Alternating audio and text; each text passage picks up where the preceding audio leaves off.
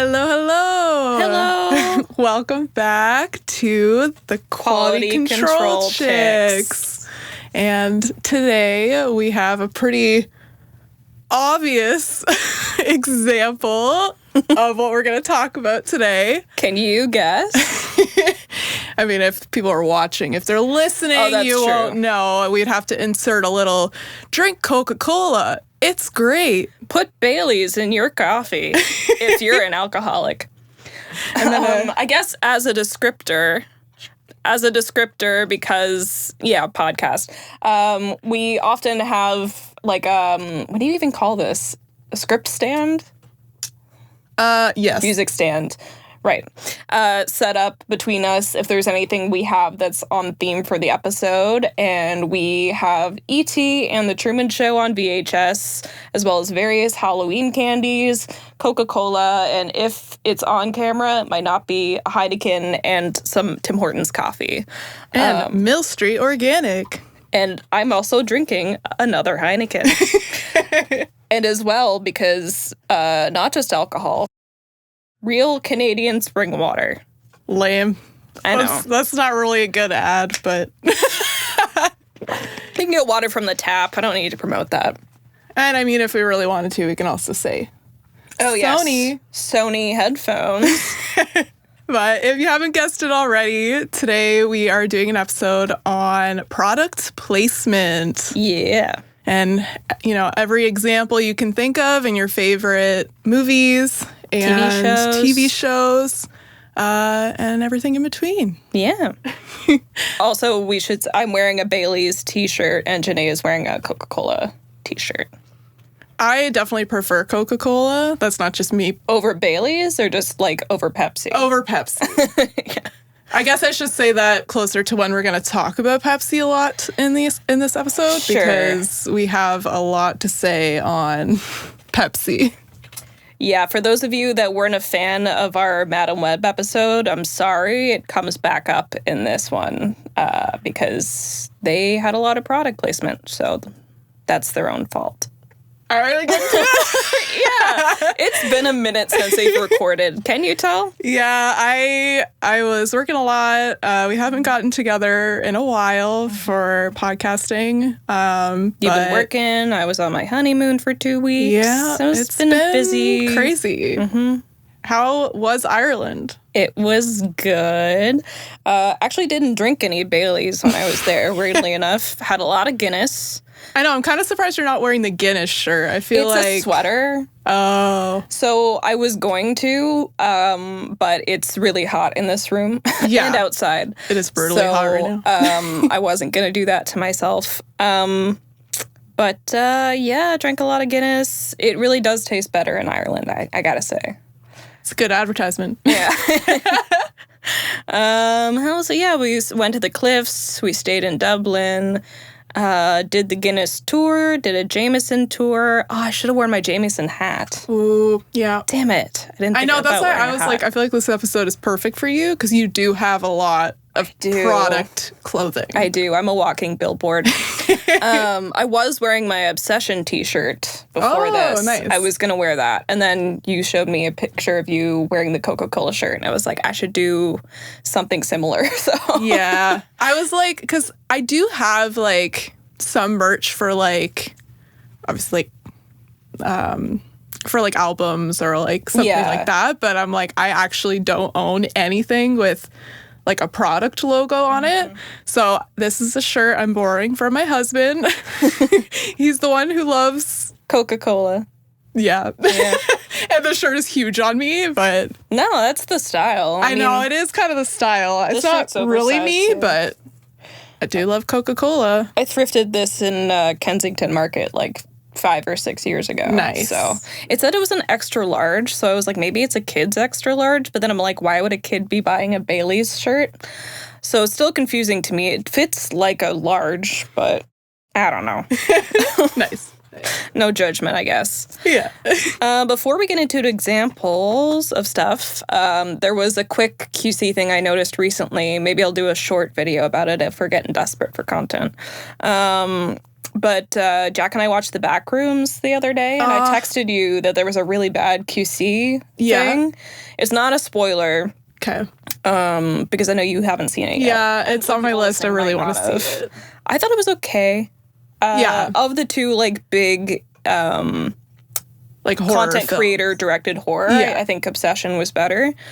But there's a scene in Backrooms where the female character, I forget her name, Renate is the actress. Okay, yeah. She goes into the basement of the retail store that sort of is the entryway to the Backrooms, and she's wearing a big... I don't know when it's supposed to take place. It's very time ambiguous, but it looks 90s, so I'm going to say 90s. That's what I thought, because, like, the design and, like, the clothing and the furniture store itself is very 90s. A Dana Scully, like, trench coat jacket with, or, like, blazer jacket with, like, shoulder pads.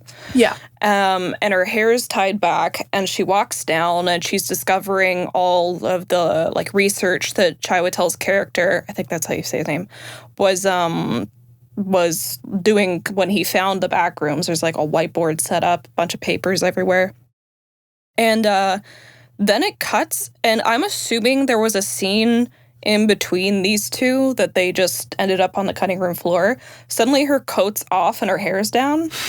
And I was like, whoops. Because we were just talking about the jacket she was wearing. So I was really looking at her appearance. And then, suddenly her hair is down and her jacket's off for the rest of the movie. So, they definitely cut a scene out where she would have removed something. It. Because I didn't see it, like, lying around anywhere. And, whatever. People can take their coats off. I don't need to see that for it to be a big thing. It was more also that her hair was down. It made it feel like it was a different day. Weird. So it was really jarring to me. I mean, it's a movie about the backrooms. It's not like it is grounded in reality anyway. But she wasn't in the backrooms yet either. So I was like, this is the spatial part of the film where it's not supposed to be unbelievable. Yeah. So it was jarring that it was just like one cut and she was dressed differently. I feel like because it's a film where things are like changing, you do like keep an eye out for that. Exactly. So that is something that you're going to catch because you're already looking for that to happen. Yeah. So unusual. I'm going to keep an eye out for that when I watch it. Yeah, it's hopefully soon. Kind of in the middle of the movie, I think. She's like the secondary protagonist. So we've already established a lot of the weirdness that's going on by the time that she's more in it. She's like his therapist, so. Okay. Yeah, I've been wanting to watch it, so I'm looking forward to that. Yeah, I recommend. I'm curious your thoughts, because like I said, we were kind of... I think it's just because it was so overhyped, I was expecting it to be a little better. I think our consensus was we thought it would have worked well as like a anthology show. Oh, okay. Rather than a movie, because you can do multiple movies to explore more about the backrooms, but I feel like because it was a film, you get a very surface level, like almost like one big characteristic for each of the characters. And then stuff happens to them and you're like, well, I kind of don't really feel like I got to know either of these people beyond the one surface level thing you told me about them. And they kind of also just graze the surface of the backrooms itself too. So like, it'll be a cool sequel if or when they make another one. I'm sure they will. But I would have liked to have seen it in like a short series or something. I think that would have been, whether it's like a Ryan Murphy situation where like each season explores different characters, or if it's like Black Mirror where like each episode is something different. Maybe Ryan Murphy, because then you stay with the characters a little bit longer. Yeah, for those not watching, I don't think we said already, but we are in a different room than we normally are. Couple technical difficulties. Yeah, we're figuring it out. We're in the same office, same building, same company, just the room next to the one we're normally in. There's a big setup for like an 8-person record in there, probably for something animation, and we didn't want to have to tear it down and reset it, so we pivoted. We're in a slightly different room, but I like it. I kind of like it. You can showcase this a little bit better, and we're very overlit, but that's fine. top lit. Yeah, it might look really terrible. Just keep that in mind. Yeah, for anyone who actually watches. We got some Godfather lighting going on a little bit, but that's all right. It's the worst for me because I have glasses, so like I feel like if there's overhead lighting, I just look demonic. So today, our first example is from The Truman Show, which we have here on VHS. Pointing at the VHS tape for the listeners. I did actually rewatch this film a little while ago. Oh, yeah. I love this movie. It's obviously like a classic and like critically acclaimed and everything, but it makes kind sense. of a product of its time in a sense, because people record their lives now all the time. Like, that's such a common thing. Or record other people for content. Yeah. Or to document people being like that is shitty. True, because when this came out, like 90s? we didn't have a kind of social media at all that you were like showcasing your life in any way. Yeah. And now we're kind of living in this world. And in a way, too, we're seeing the same things happen, like that happens in this movie that happen in real life, where now influencers who document their lives every day are now incorporating sponsorships, products, yeah. Because it gets them money on their videos. And it's the same kind of concept in this film. Yeah. And it was before the time of social media. Yeah. There actually was, and I should have researched it before this so I could actually mention it, but I'll cut in like a clip or something for the visual of post, I guess. But there's a show, or like, I want to say it was like a reality show that was actually very similar to this that was done a few years ago. I want to say it was in Japan. Okay. Or China. Again, I'm probably wrong. I should have re-looked this up. Kind of like a reality type show, but the guy, documenting someone? The guy was told he had to stay in this room for like a year or something. Oh, wow. And he didn't know he was being filmed. Oh. And I think it was being live broadcast as well. So it kind of was like Truman Show in real life. Okay. A real-life Truman Show was already taking place across the globe in Japan. Except instead of Truman, there was Nasabi, a 22-year-old aspiring comedian who found himself an unwitting participant on a twisted reality show. It's the subject of a new documentary on Hulu called The Contestant. In 1998, the comedian won an audition for a new segment called A Life in Prizes. He was blindfolded, dropped into an empty apartment, no bed, no TV, and then stripped naked. His objective? Win essentials like food, even toilet paper, through mail-in sweepstakes. Unbeknownst to him, the show was broadcast weekly across Japan to more than 15 million viewers. Yeah, what's interesting about the Truman Show, specifically as our first example, is that in this one they had a lot of fake products that the film created. So it's not showcasing things like Coca-Cola, stuff we know in our everyday products. They were showing a lot of like things that were inspired by kind of older time, like 1950s, like home cooking and like things for, the lawn, your house. What if everyone you knew was pretending? Hi, honey. Look what I got at the checkout. Dishwasher safe. That's amazing. So the Truman Show, Jim Carrey? Sure. Jim Carrey's character, Truman, doesn't know that his life is all staged and being filmed. So his wife, his best friend, since a kid, his parents, everything, none of it's real. It's all fake and it's being live broadcast. And so there's scenes where his wife or his friend will break the fourth wall and look at the camera and, show a product placement. So with this movie, it's intentional. Like they're doing it on purpose. Yeah. I mean, every product placement is on purpose, but they're really highlighting it, I guess. Like it's part of the story. Yeah, because the whole point is everybody is tuning in to watch Truman. So the concept came of like, if everybody is watching, this is a great opportunity to advertise your products. Yeah. And it's just really funny because to see how that is so relevant to today and like the way people actually are and how, everything is an ad nowadays. Like, doesn't matter what you're doing. Like, people want to know, what clothing you're wearing, what makeup products you're using. Like, there's always some kind of ad I happening. might crack one of these Cokes after because I saw your shirt and I'm like, I need Coke. Right? Although I am more of a Coke Zero person. Oh yeah, I like the classic Coke. I'm like, although I will say, so we went to Amsterdam recently. Oh yeah. And I forgot how great like the bottle of Coke I love a bottle. like the glass bottle. This sounds like an ad. No, I know. But that's literally what it's they like had when the you're glass bottles in there. Ireland too. Yeah, because But- it's like when you're in Europe, like everyone's drinking it and then they give it to people at like the bar and it's like it looks ice cold. It's literally like an advertisement. I'm like, it's no wonder like now I feel like I need that and I want that. And then we started drinking it in Amsterdam and I'm like, oh yeah, it is good. Yeah, in terms of like advertising, I do feel like some of them are more subtle and then some of them are super in your face, obvious. And like that's more what we're going to talk about today are the obvious ones, because I think all movies will have some sort, unless they're really not supposed to show, because then there's the other side of that where some products, the company doesn't want to be associated with certain things. Yeah. So if it's like, there's a bad guy, like we've talked about this before on the podcast, where if it's a bad guy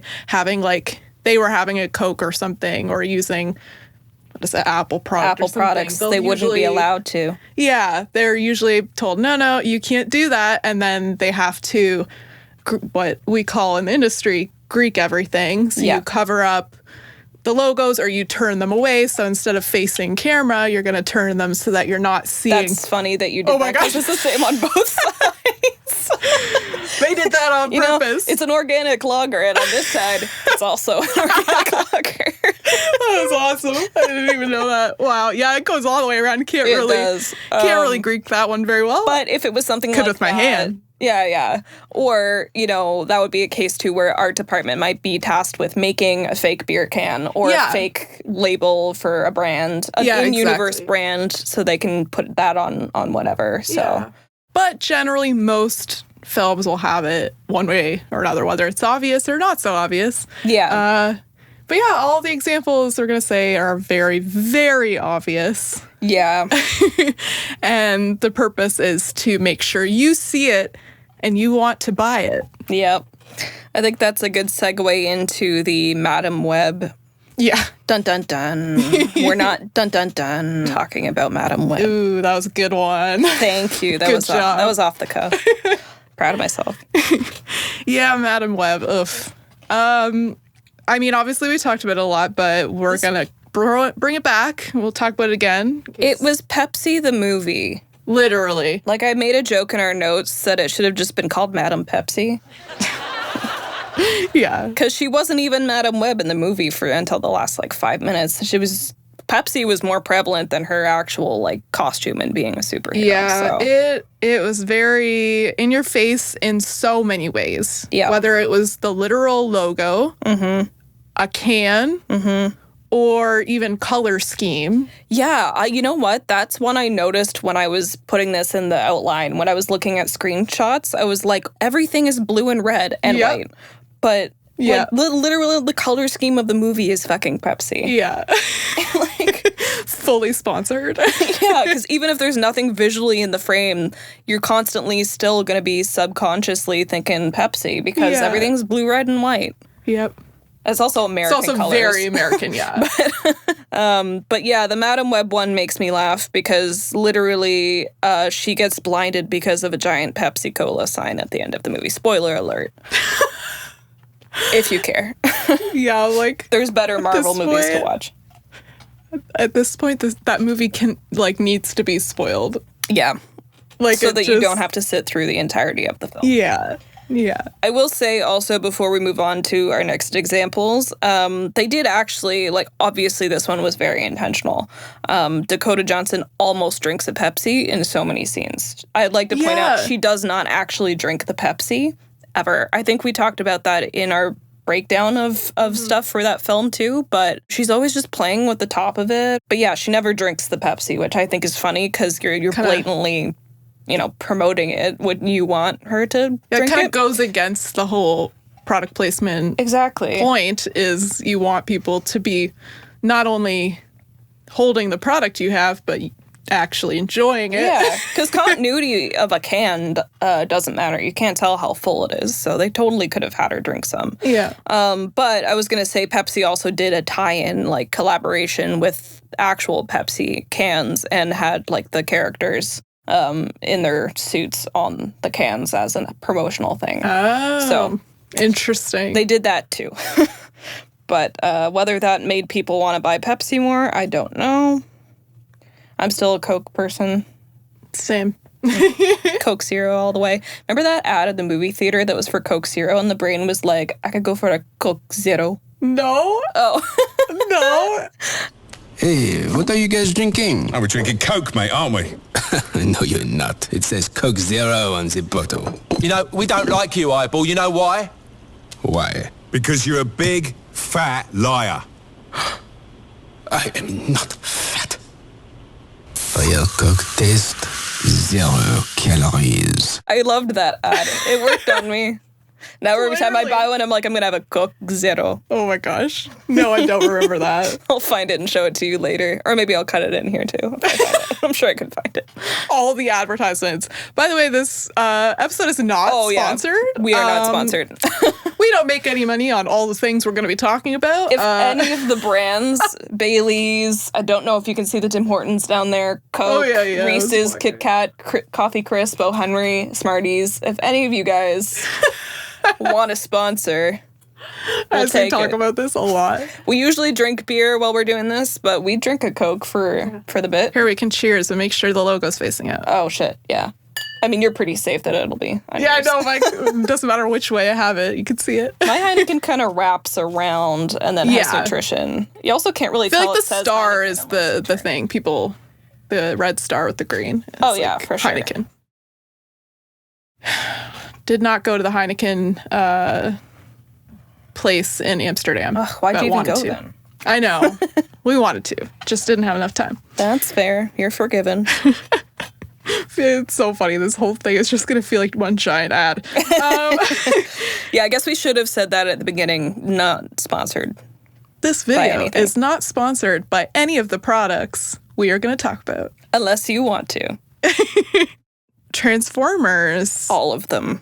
Yeah, Transformers also went with the blue theme. They did. Yeah. They used a lot of blue products, heavily... Sponsored by blue. Yes, sponsored by blue. The color blue. Yeah, that's true. Is it like, is like, I mean, blue. It's going to sound bad. I don't really remember the Transformers movies. I'm sorry. That's fine. I haven't seen all of them. I think I saw the two that... Yeah, like I think I saw the Megan Fox one. Yeah, like, I saw those ones a long time ago. Mm-hmm. The Mark Wahlberg one is the one that's the worst for the product placement. Yeah, and I looked at clips of it to make the list that's in our notes because it was, I think, all just from that one movie. Here's a list of the ones that I saw in my research. We've got Burger King, Beats by Dre, Oreo, Victoria's Secret, Goodyear, Cisco, Gillette, Tums, Bud Light, HP, Cadillac, Xbox, Waste Management, Mountain Dew, Southwest Airlines, LG, HSBC, Panasonic, CNN, Stella Artois, IMAX, Pepto-Bismol, and Canon. And there are definitely more that I didn't just list. Wow. What kind of tea do you want? There's more than one kind? We have blueberry, raspberry, ginseng, sleepy time, green tea with lemon and honey, liver disaster, ginger with honey, ginger without honey, vanilla almond, white truffle, blueberry chamomile, vanilla walnut, constant comet, and Earl Grey. I don't think there's a single shot in that movie that doesn't have some sort of product in it.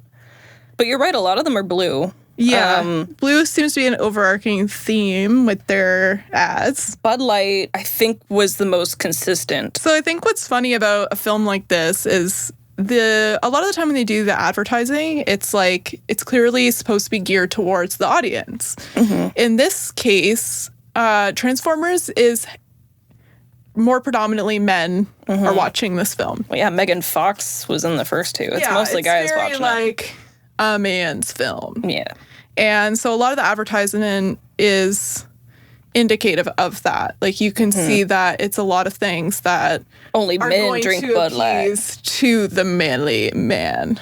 Manly Gillette razors. And Victoria's Secret. Yeah. Yeah. No, but you're right. Get it for your wife kind of deal. Like it's very much Pepto-Bismol for men.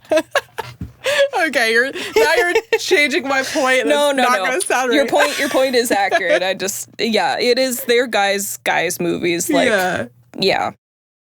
It's like it knows the audience and who to advertise to, and that's kind of why I didn't really watch these films, because I'm not really a huge action lover. I'm not either. It depends what it is. Yeah, I think you like classic, older action films.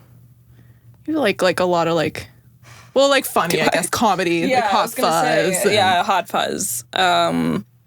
You like it when it's like comedy-based action. Yeah, because I'm saying I'm not out there watching like Fast and Furious and like Mission Impossible. And I mean, I've seen one of the Mission Impossible movies. I think just the first one. Mm-hmm. I'm not pumped for like Bourne. Action doesn't normally.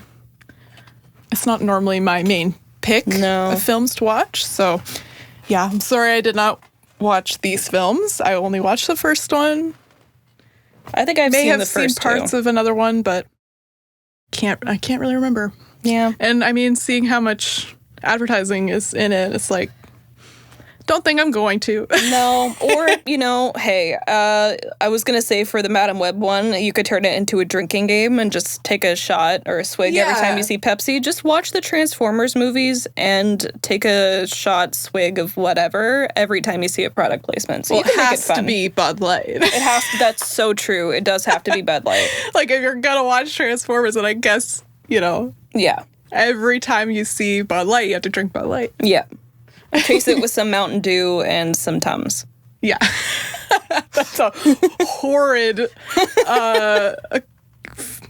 mixture. Combination. Yeah. That would be just But your stomach is going to be hurting, so that's why the Tums, right? Or the Pepto. Yeah. You could take shots of Pepto. Yeah. That'd be nasty, but yeah. Yeah. So drink whatever. I guess we're not wanting to promote you getting blackout drunk, but it would be funny, and you might only get through 10 minutes of whatever movie you're watching. Yeah. Yeah, it's funny actually. So Lisa has an image here from the movie, and it's Oreo. Mm-hmm. So it's one of the Transformers literally has Oreo on the body of the Transformer. Yeah. Now that is hands down probably the most obvious form of advertising. Yeah, because if you wanted, you could make a toy version of that too and sell it, and partner with Oreo. Yeah. Whole thing, right? It's interesting because I wonder, obviously, I think people who watch the Transformers films, I don't think they would want that, right? Like, collectors would. Like a Oreo Transformer? Hey, if you would we want that? Stuff, maybe. Because I feel like it takes away from the side of the people who watch it who are into kind of the, I guess, nerdy side of it. Mm-hmm. Then it kind of becomes almost laughable. And then it's not so much collector's item. It's suddenly it's just... Yeah, but I mean, you could have a special Oreo box or something that you could make into a Transformer or something like that. It's a limited edition type deal. Yeah, Oreos actually does a lot of limited time collaborations. Yeah, they do. Actually, just had what was it? I think they're the bubble tea. No, I think they're the brown sugar bubble tea Oreos today. Oh, is it tapioca filled? No. Honestly, they don't taste like bubble tea to me. They just taste like brown sugar. Interesting. I've heard the Selena Gomez ones were pretty good, but I forget what those flavors were. Yeah. They're all different kinds of random flavors that they're just super short lasting. I've also heard the Post Malone ones are good too.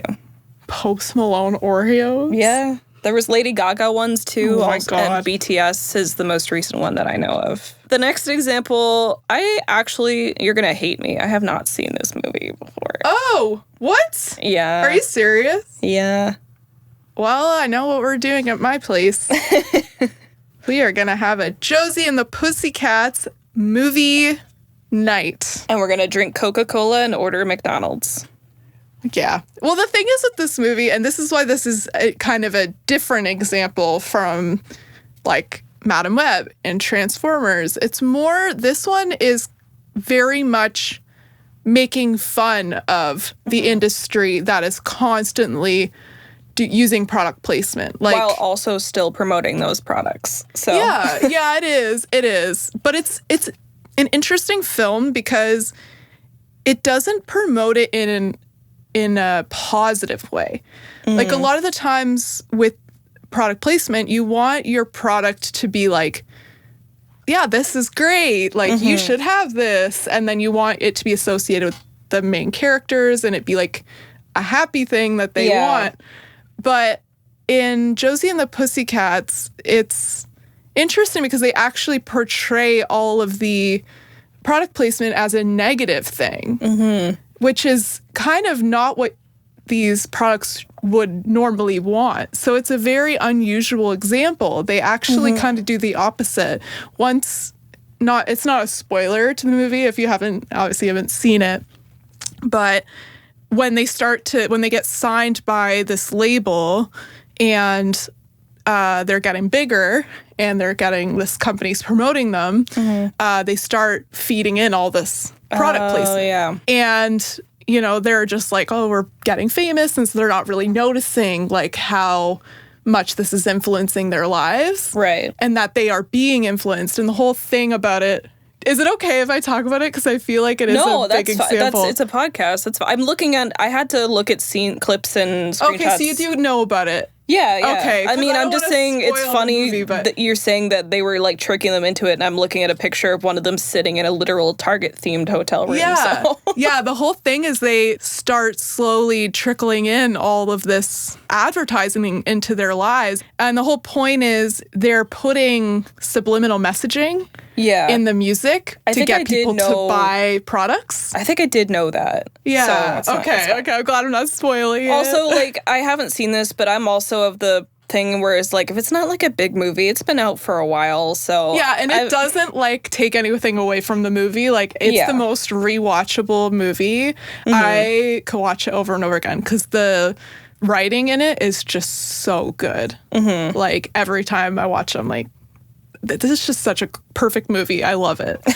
But yeah, so it's like the subliminal messaging is like getting people to buy products. And at that time when the movie came out, that was kind of a really big thing, was a lot of artists were starting to kind of like you'd have Britney Spears promoting Coca-Cola. Yeah, Pepsi. It was Pepsi. Yeah, and Michael Jackson. Yeah, you're right. Yeah, because it was like they were all dressed in like Roman Empire clothing. Yeah. It was like Beyonce, Britney Spears, and Pink. Yes. Yeah. Yep. And they were drinking Pepsi. And so it was a big thing for Kendall pop Jenner. stars. Sorry. Yeah.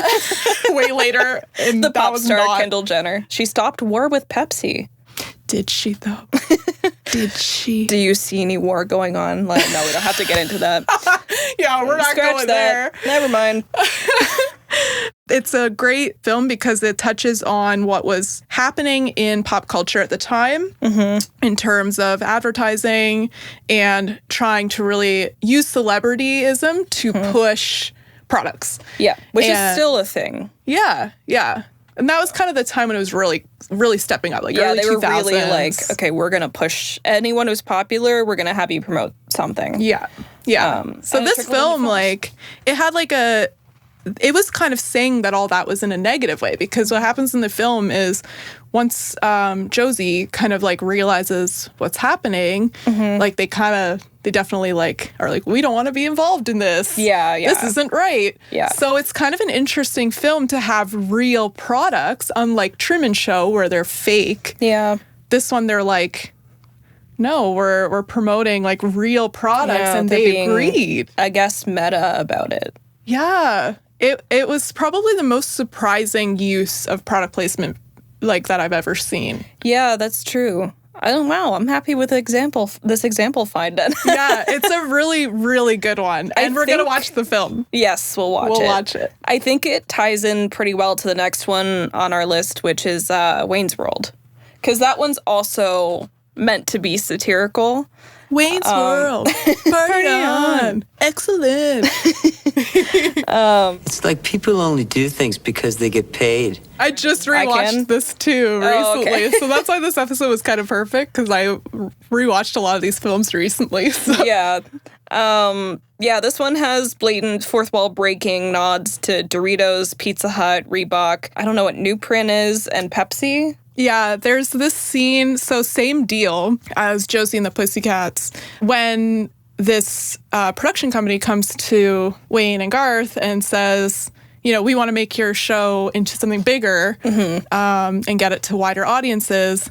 They actually go and film it, and then there's this whole like scene where they like literally directly to camera say, oh yeah, you know, when you have to have product placement in a film, and they're like, and we can do it all in 10 minutes. And then they just start showing like all of these things, like one after the next. It's so good. I'm going to dip out of camera a sec. Sorry. Actually, sorry, Jack.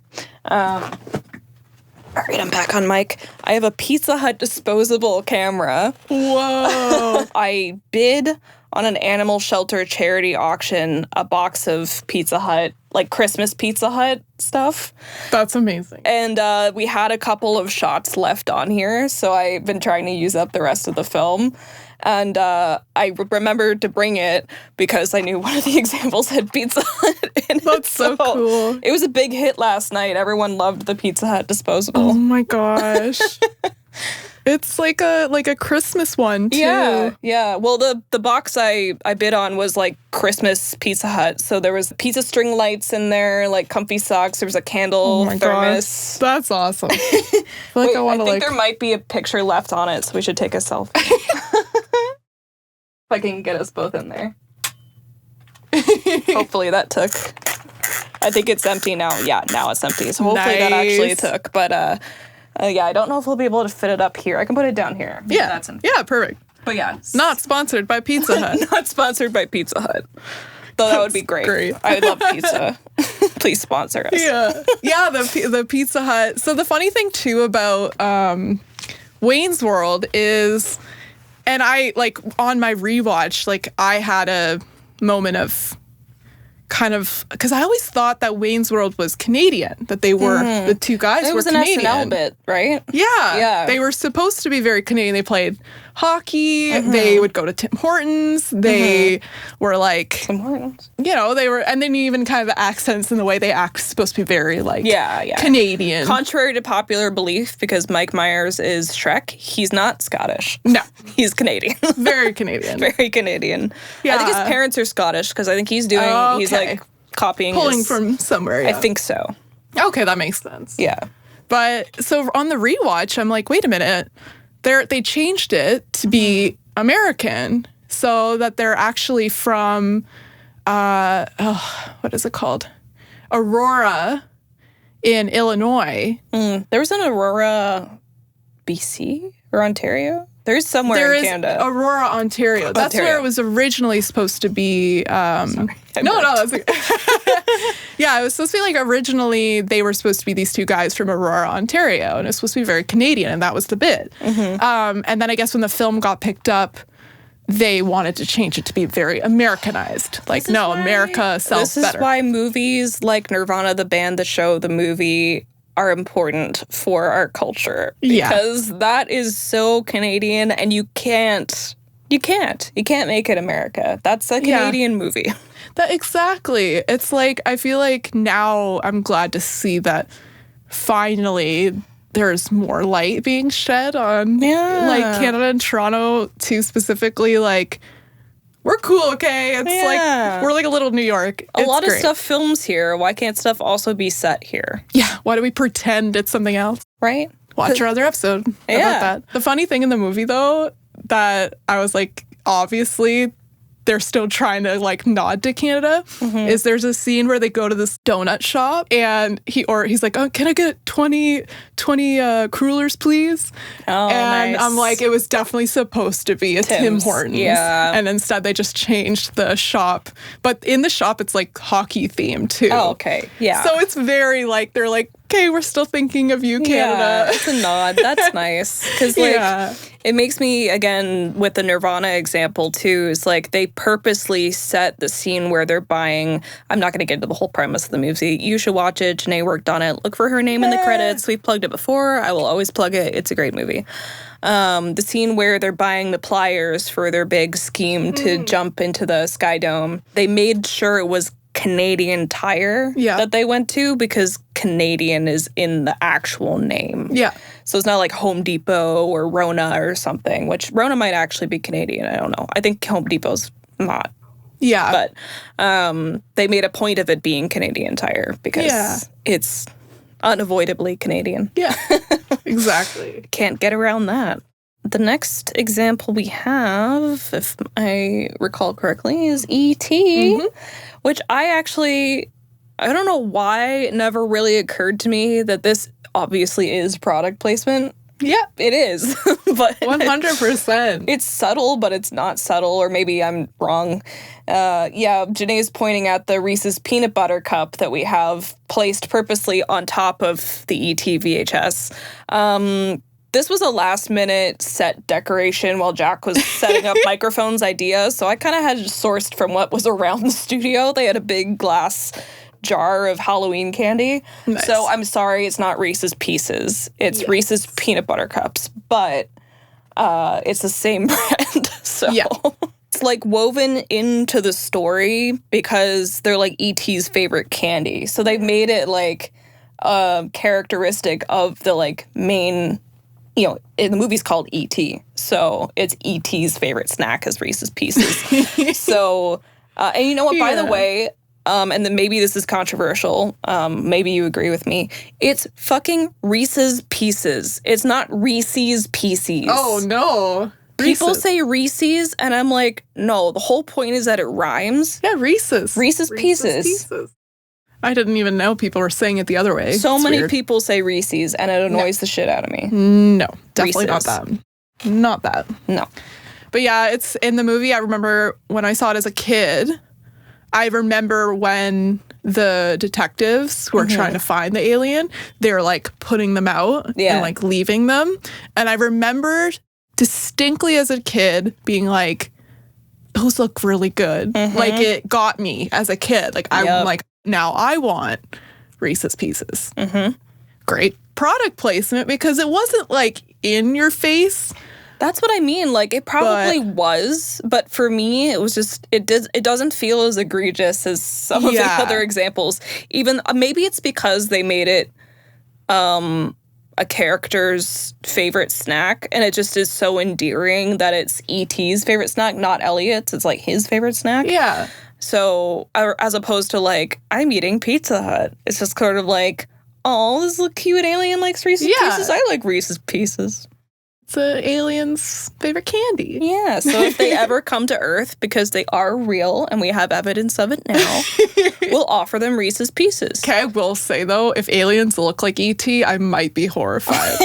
That scene when he's running through the cornfield and then he pops out. Okay, I would rather E.T. run through the cornfield than the aliens in Signs run through a cornfield. Yeah, but I mean, like, when I was a kid, like, when I watched E.T., I was little. Like I was also little when I watched Signs for the first time and lived next door to a farm.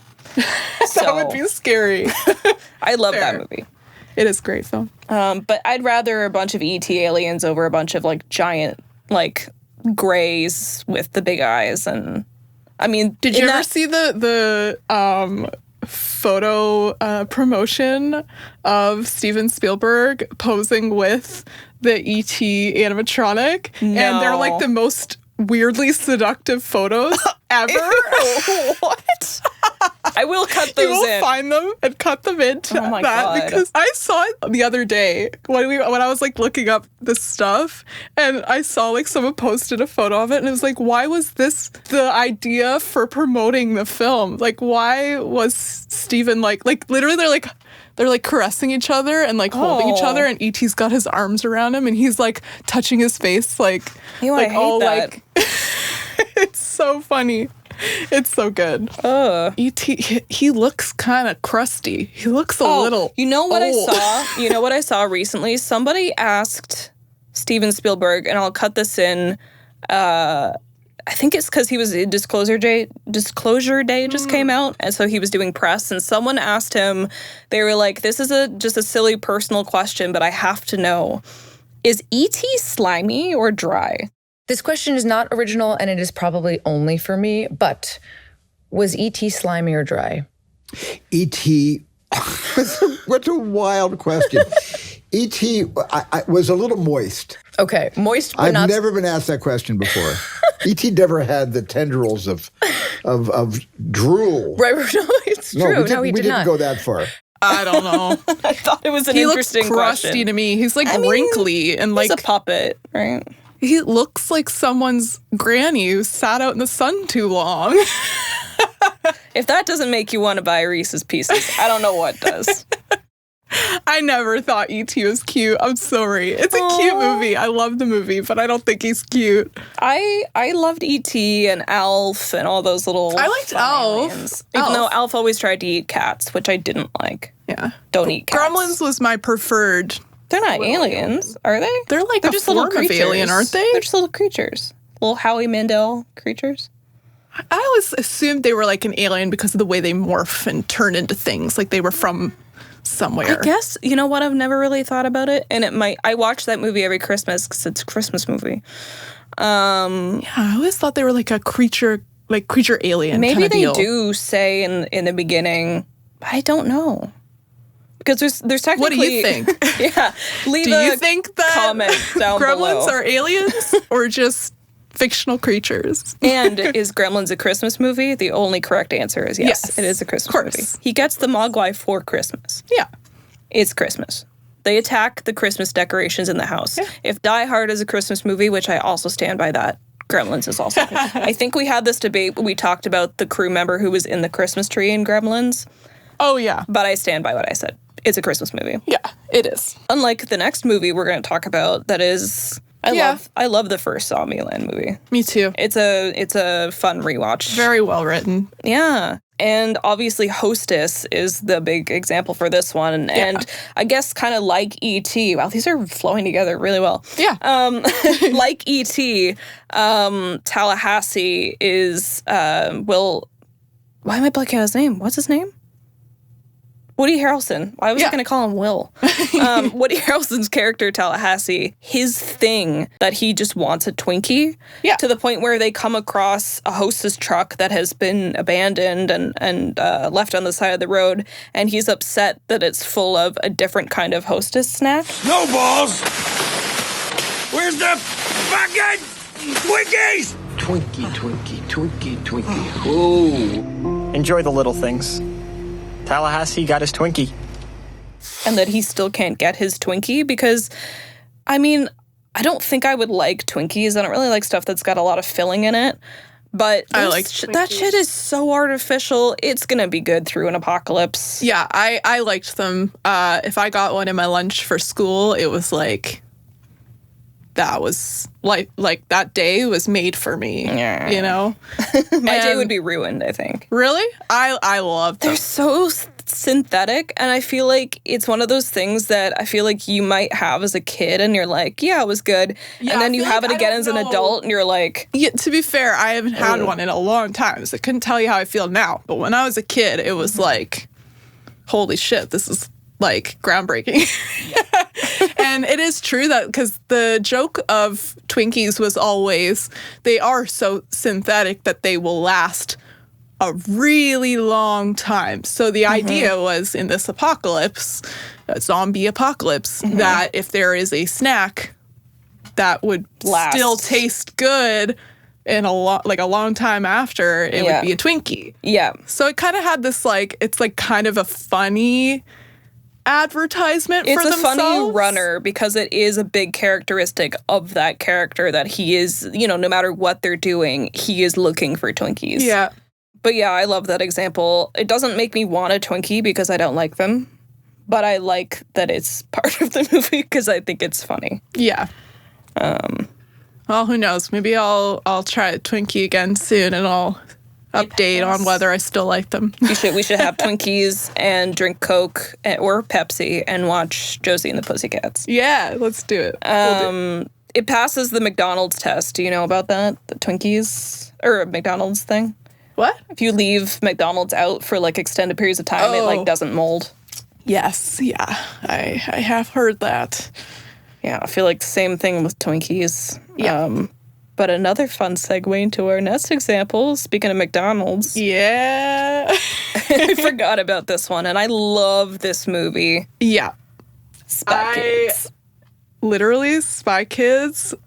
When I saw that scene where they hydrate the McDonald's meal. Oh my God. I remember as a kid just being like, holy shit, I want McDonald's so bad. Yeah, like, well, not only do I want good. McDonald's, I want the ability to do that. Yeah, it just looks so cool. You'd think we'd have it now in the year of 2026. No. Where's that? Where's that and the pizza from Back to the Future? Right? Both of those things.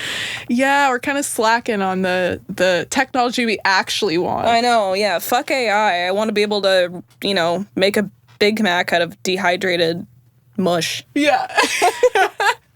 Yeah, I just remember like that was a very pivotal moment, I think, for all millennial kids was that scene. And it's still talked about, like, people still talk about it. And I think the funny thing about McDonald's is, like, similar to your Twinkie conversation, I think McDonald's isn't, like, that good. Like, I don't find it taste I just had it last night because Jack and I had been drinking. We have it. But it's not drunk food. That movie, they had the most perfect Big Mac ever. Like, it looked beautiful. It was commercial grade. Yeah. For sure. Yeah, it's a good example. I love that movie so much. I was actually Carmen for Halloween one year when I was a kid. Nice. I think that movie got me, like, was one of the films that really got me into, like, just kind of, like, maximalism and color and stuff. Yeah, it's those films so are wild. Saturated and just ridiculously, like, just bizarre Robert imagery. Rodriguez has a style, and you'll always know when he's directed a movie. Yeah. The next one is, like, one that came up when I was, like, doing the research for this. Sure. But I have to admit, I did not watch this. I don't think I watched the show when I was a kid. We're talking about Power Rangers. And I was like, oh, Krispy Kreme, like, what would be the thing in this that's so egregious? And literally, it's, like, completely centered around Krispy Kreme. Really? They have a big fight scene that happens. Krispy Kreme? Yeah, it's like outside of, and you see the big sign, the big Krispy Kreme sign, and then like the villain goes into a Krispy Kreme and has like a moment where she literally, like, it's like the end of the film and like the climax and whatever, and she just stops and just eats a Krispy Kreme. That's another fun thing about, because a lot of our examples, they'll show products, but they don't literally say it.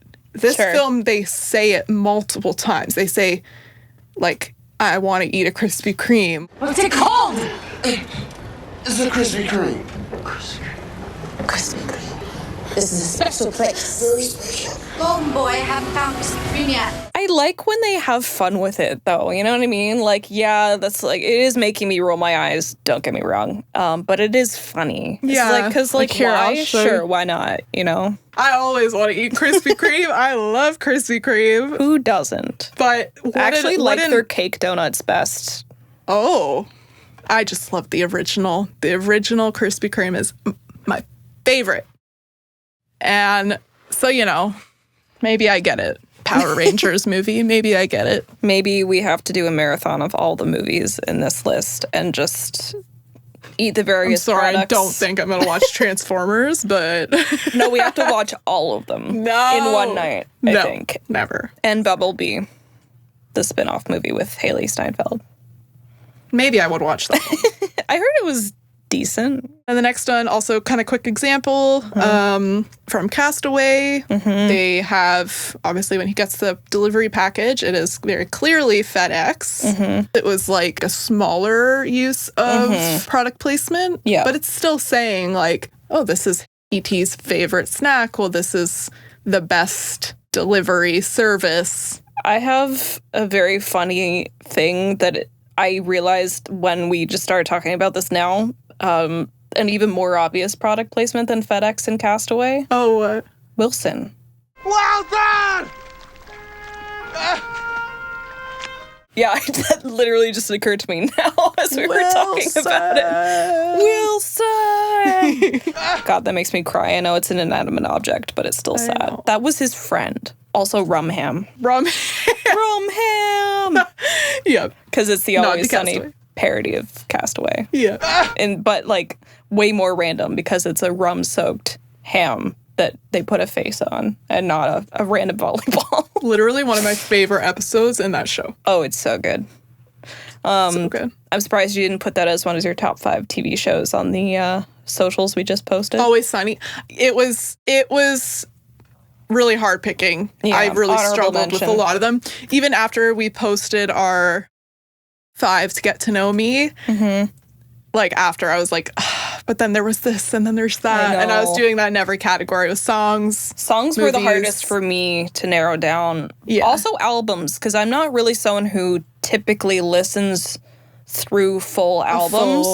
Like I listen to random songs. So I like, for example, I like Fall Out Boy, but then I go and I'll look for a vinyl and I'm like, oh, I actually know only 2 songs on this album because I just listen to a whole span of them. So that was harder for me actually to narrow down. Like full albums I know pretty much back to front and like a lot of the songs or all of the songs. Yeah.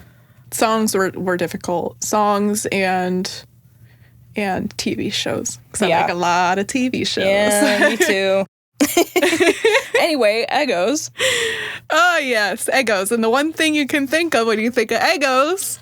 Stranger Things. Stranger Things. Dun, dun, dun. Elle. Jack and I like to do couples costumes for Halloween. We didn't last year. I was Iris from Companion and he was a chicken. Because he didn't want to be generic Jack Quaid again after I was Starlight and he was Huey. So I said, that's fine. You can be a chicken. It was one of those inflatable chickens, so it was pretty fun. I don't know how we could have made that a couple. I guess I could have been an egg. But 1 year I was 11 and he was an Eggo. Yeah. And that was pretty fun. You even had the blonde wig and everything. I did. It was good. Yeah, it was a big deal. I remember they were even selling Eggo purses. Yeah. And it was like Stranger Things Eggo purse. Like it was a whole They were also selling brand. Stranger Things Eggos. Yeah. Yeah, they really cashed in on that. Because, I mean, Eggos they've probably always done well. But I think when that show came out and Elle loved Eggos, I think it definitely spiked their product. Yeah. Their sales of it. To bring it back to a previous example too, they were riffing on but making their own version of E.T. liking the Reese's Pieces because Elle's disguise, I guess, in the first season when they're trying to make her not look like a bald runaway kid. She's in a pink dress, a blonde wig. She's meant to look like the getup they put E.T. in to look, I guess, less like an alien. That one's a little more far-fetched because it's like when Scooby-Doo dresses up as someone. It's obviously a dog wearing a costume. Yeah. It was a huge homage to E.T. and the show in general. It's the 80s, so. It's interesting because Reese's and Eggos both kind of are in that realm of product where it's, kind of a kid's snack. And so it really pushed that selling food to children and what or influencing children to steal Eggos like Eleven did. Yeah. Not the opposite of selling. Yeah. It's like steal the Eggos. True. Don't pay for them. Not exactly what they want. No. At the end here, I just wanted to kind of mention the Adam Sandler universe because in most of his films, there is some kind of advertising. I think he loves kind of adding things that show the time of the era and stuff like that. I would hope it's a similar vein of a lot of his movies have his friends in them. I hope it's I love Subway, so I'm going to put that in Happy Gilmore. You know, stuff he likes because he's like, why the fuck not put Subway in my movie? Yeah. So or McDonald's again. Yeah, exactly. And so he'll just kind of in any of his films will have something that's pretty noticeable and obvious. I think the most egregious is Bed Bath & Beyond in Flick, though. It is one of my favorite movies, comedy movies.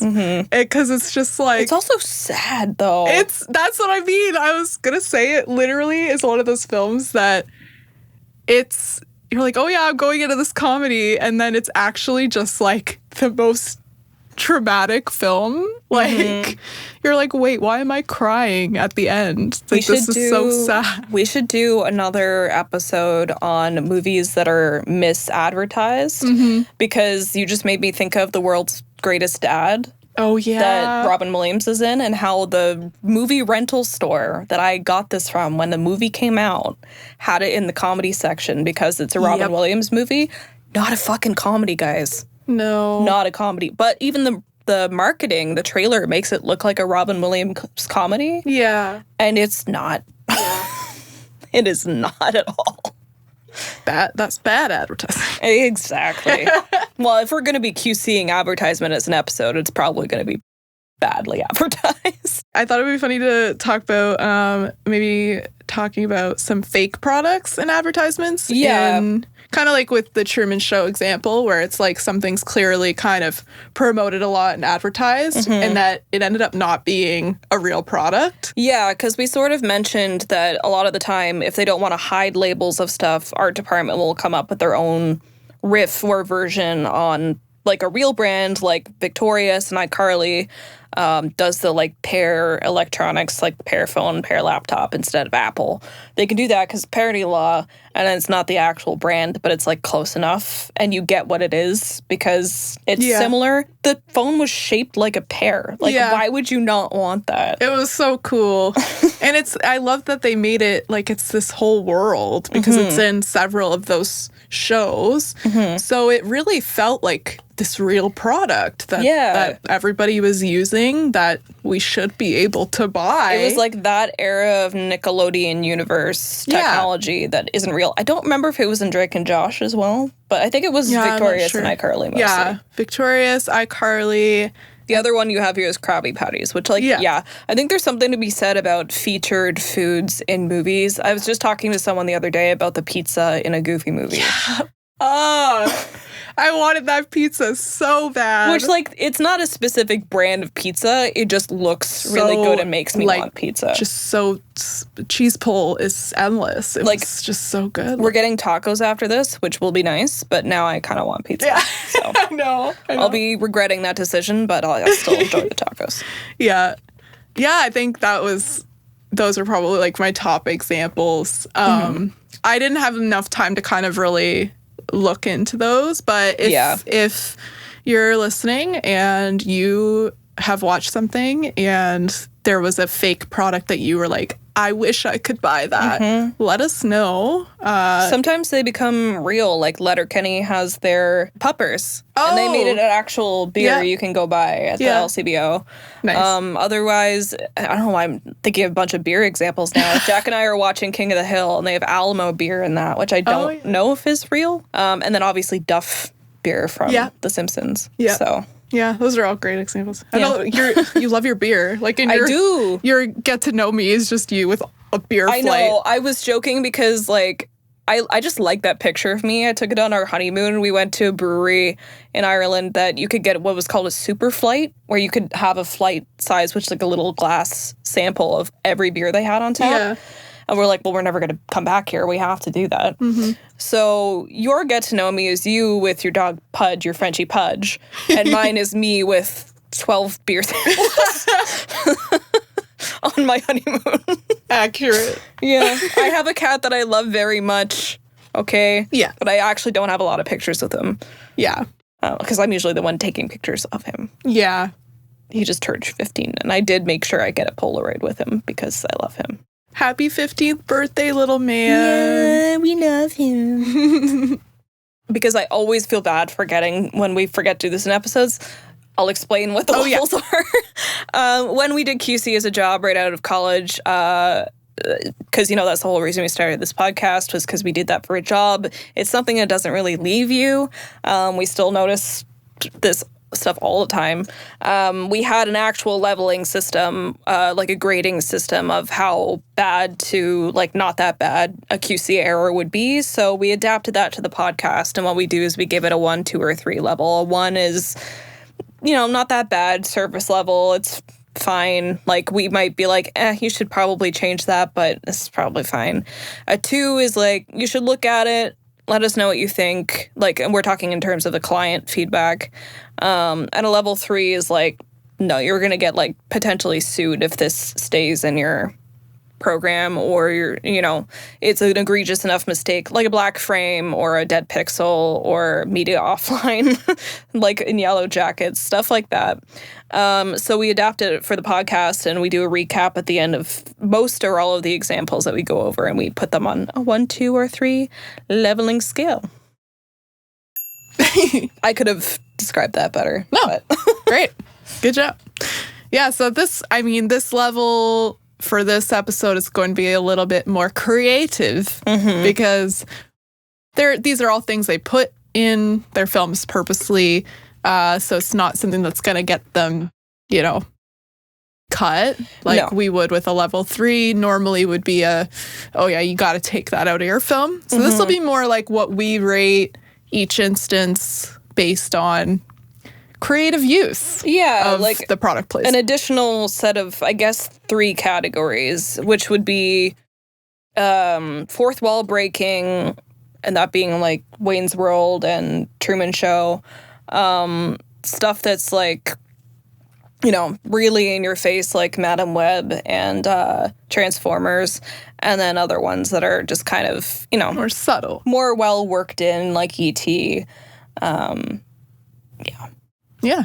All right, let's start with the egregious ones, like with Transformers, Madam Web. That form of product placement, I hate.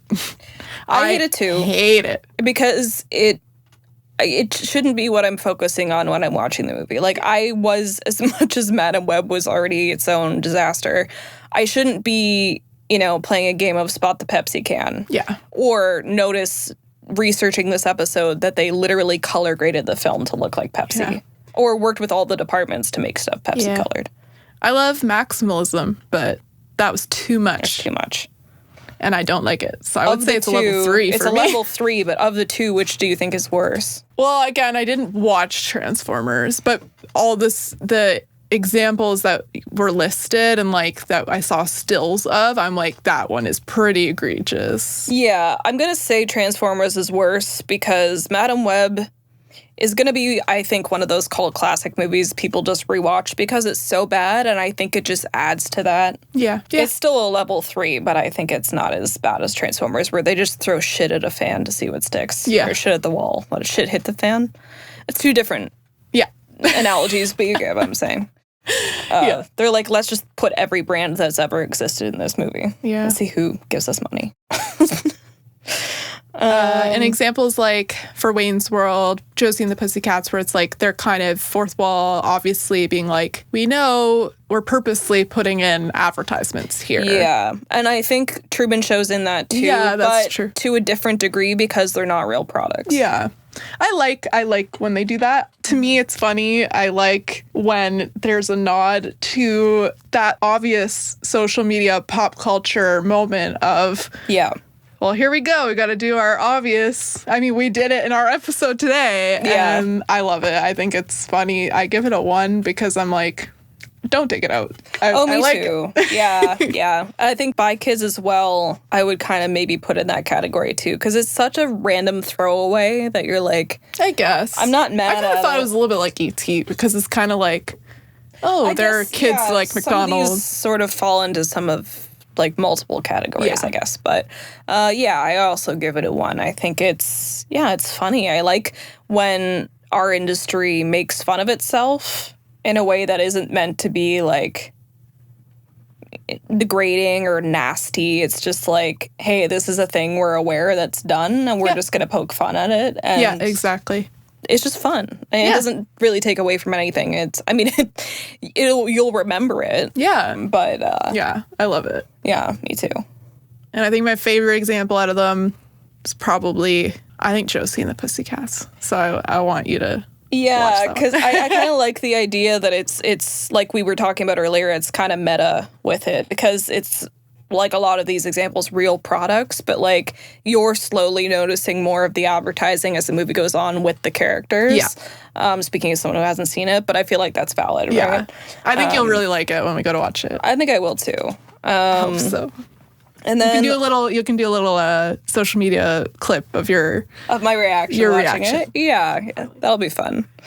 And then you have examples like Zombieland, Spy Kids, E.T., where I feel like it's actually woven into the story pretty well. Story point driven product. Yeah, so I also honestly give that a 1 because they're putting enough. I mean, Pepsi was worked into it too, but I think that's still no. But I think it's a better way to. You're trying to incorporate it into the story a little bit more. You're not just like having someone be like, I like Reese's Pieces.